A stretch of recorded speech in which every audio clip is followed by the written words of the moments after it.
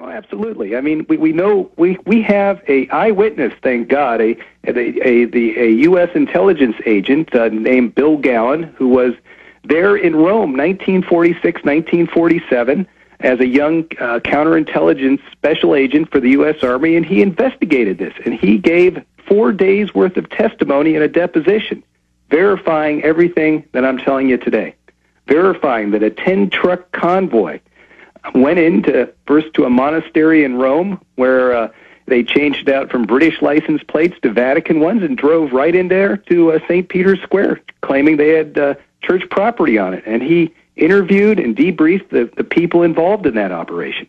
Okay, tell us about, there's so many things to discuss, the famous case of the Vatican banker dying and how that ties into things. Right. Well, the Vatican Bank, also known as the Institute for Religious Works, has been involved in one scandal after another, and many scandals that we aren't even aware about because they got away with it.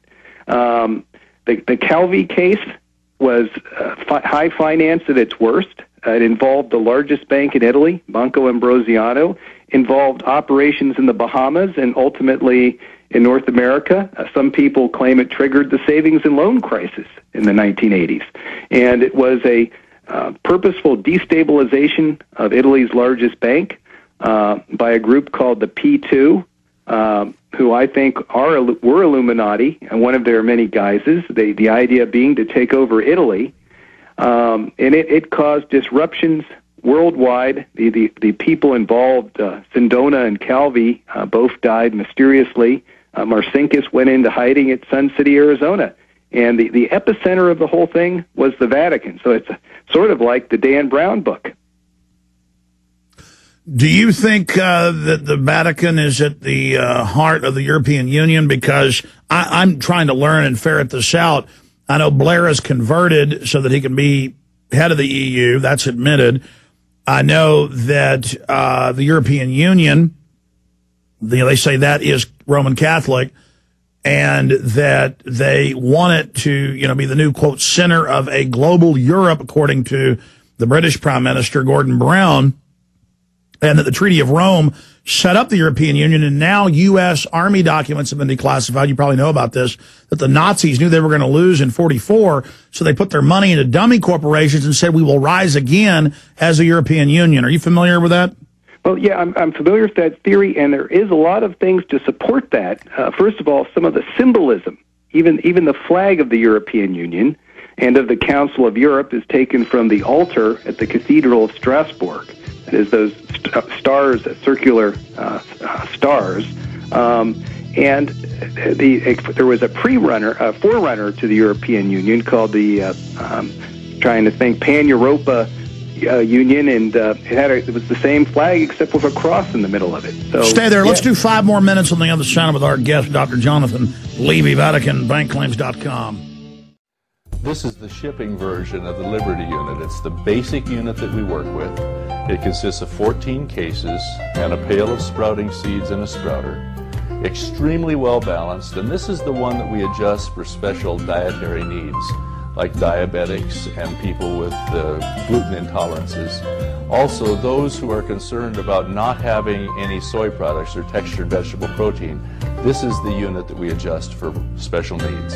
All of these one-year supplies are extremely well balanced. They have all the fruits and vegetables and dairy products, everything that you need for a normal diet, and it fits most people. But if you have special needs, if you're a vegan, or if you're a diabetic, or have gluten intolerances, please call us directly and we'll be able to adjust your unit to fit what you need. The 800 number is 800-810-4441, and that will get our administrative office and we'll help you as best we can. I wanted to get Jim Tucker on last hour, but they got him now, so he's coming up in about 3 minutes. He was at Bilderberg. He always learns more in hindsight than he even learns while he's there, so we'll get an update from him and then go to Omid in Sweden, Tex in Texas, Lance in Connecticut, Stephen in Texas, Jonathan in Connecticut. I'll at least get to those, hit a few other key news articles. Finishing up with Dr. Jonathan Levy, his lawsuit against the Vatican for their activities. I've studied the New World Order power structure, and it just looks like every major nation in the West, the East, they're all just run by strong men, special interests, and they all just meet together and are setting up this, a world system with less and less freedom. From your research, are you saying you think the Vatican is the most powerful force in the world, or are you just saying it's run by a mafia, or are there factions in the Vatican? Because you're quite a Vatican expert and have been suing them for 10 years, and you're a professor, that studies these type of things. What's your bottom line view on that? Bottom line, they ought to drag the books, the account books out of the Vatican and audit them. That's what they ought to do. And if you did that, you'd get to the bottom of a lot of mysteries, including maybe even what happened to Bernie Madoff's billions. Who knows what's in there? Yeah, good old Bernie Madoff. Just another case of that. So where is your suit going? It's getting a lot of media attention. It's been going on 10 years. Have they exhausted all their legal tricks, or are you going to prevail, or what's happening? Well, we hope we're going to prevail. We're on the sixth amended complaint, which means we've had to amend the lawsuit 6 times. Of course, the Vatican has bottomless legal resources. Right now, the case against the Vatican Bank itself is up again in the Ninth Circuit Court of Appeals. This time on the issue of immunity. Can you even sue the Vatican Bank in the United States? And then the other part of the lawsuit is proceeding, slowly but proceeding, and that's against the Franciscan order, who were the actual foot soldiers of the church involved in laundering this concentration camp money. Amazing. Okay, well, Dr. Jonathan Levy, thank you so much for spending time with us. Thank you so much. You bet. Take care. Yeah, we're trying to give you all perspectives here. And before we go to Jim Tucker, and I want to ask Jim Tucker this question. I've studied it.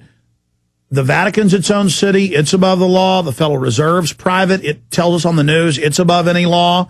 We're now told the bankers are above the law with the banker bailout. The District of Columbia says they have immunity and are above the law and are an incorporation. There's all these, the Cayman Islands say they're above the law. It's just basically mafias take over groups or set up organizations and then declare they're above the law. And now it's a bunch of these groups teaming up. They form the New World Order. So they're all guilty. Israel, is a private, basic corporation, and there's different people that live there. But the point is the elites are using it as a command base.